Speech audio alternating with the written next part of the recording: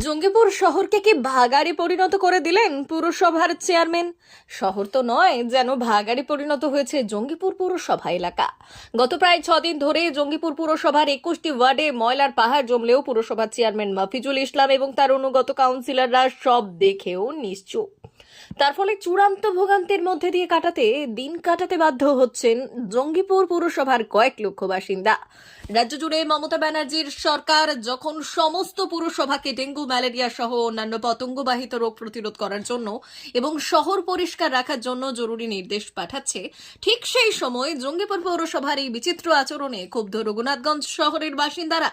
তাদের আশঙ্কা, শহর অপরিচ্ছন্ন থাকার ফলেই যে কোনো সময় ডেঙ্গু, ম্যালেরিয়ার প্রকোপ বাড়তে পারে। রঘুনাথগঞ্জ শহর থেকে নিয়মিত আবর্জনা পরিষ্কার না করার অভিযোগ তুলে সোমবার বামেদের তরফ থেকে পুরসভার সামনে বিক্ষোভ দেখানো হয়।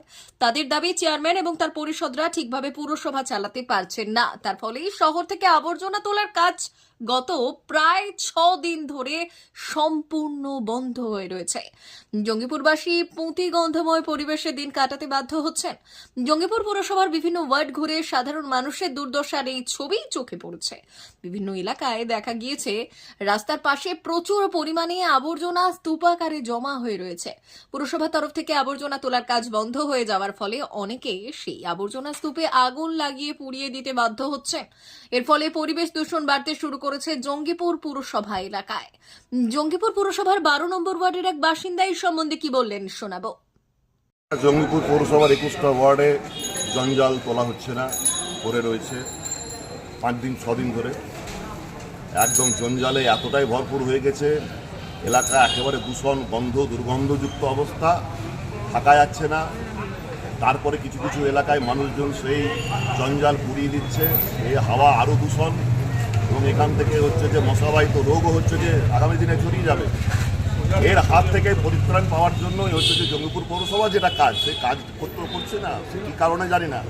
আমরা এর হাত থেকে পরিত্রাণের জন্যই আজকে বিক্ষোভ অবস্থানে এসেছি। এবং ড্রেনগুলো হচ্ছে যে দীর্ঘদিন ধরে পরিষ্কার হচ্ছে না। আমরা দেখছি যতদিন ধরে কাজ বন্ধ হয়েছে ড্রেনগুলো কাজ বন্ধ হয়ে গেছে, উপচে পড়ছে একেবারে। আমরা এই তার হচ্ছে যে ভিড় চাইছি, যেটা অবিলম্বে যাতে হচ্ছে যে জঙ্গিপুর পৌরসভা এই ড্রেনের সমস্ত নিকাশি নালা যাতে পরিষ্কার করে এবং জঞ্জাল অবিলম্বে হচ্ছে যে আর পরিষ্কার করার ব্যবস্থা। এরপর যদি এটা তো ওদের যেটা আমরা খবর পাচ্ছি, সেটা হচ্ছে যে ওদের কী সব ভাগার টাগার নাকি কেনা ফেনা নাই। ভাগার আগে যেখানে ফেলতো সেখানে গ্রামবাসী ফেলতে দিচ্ছে না, নতুন করে একটা ভাগার কেনার কথা হচ্ছে শব্দ পাচ্ছি। তো সেটা বহুদিন ধরে আটকে আছে, 1 বছর ধরে আটকে আছে। ওটা কী কারণে আটকে আছে সেটা তারাই বলতে হবে। ফলে ভাগাড়ের একটা সমস্যা, হঠাৎ করে ভাগাড়ের সমস্যা কেনই বা হলো, কী করে হলো সেটাও বুঝতে পারছি না। যদি না হয় সেই ক্ষেত্রে আপনারা কী ব্যবস্থা নেবেন? আমরা অবস্থা নেই, এটা তো পৌরসভার কাজ। পৌরসভা কোথায় মালপত্র ফেলবে না ফেলবে এটা তো পৌরসভার কাজ, পৌরসভাকে ঠিক করতে হবে। প্রচুর জায়গা আছে, প্রচুর জায়গা, তার পয়সা রয়েছে, তার ফান্ড রয়েছে, বিভিন্ন জায়গা থেকে এসছে।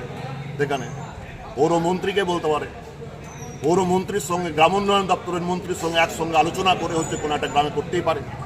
আসলে কাজ করার যদি মানসিকতা না থাকে তাহলে এরকম ধরনেরই হবে।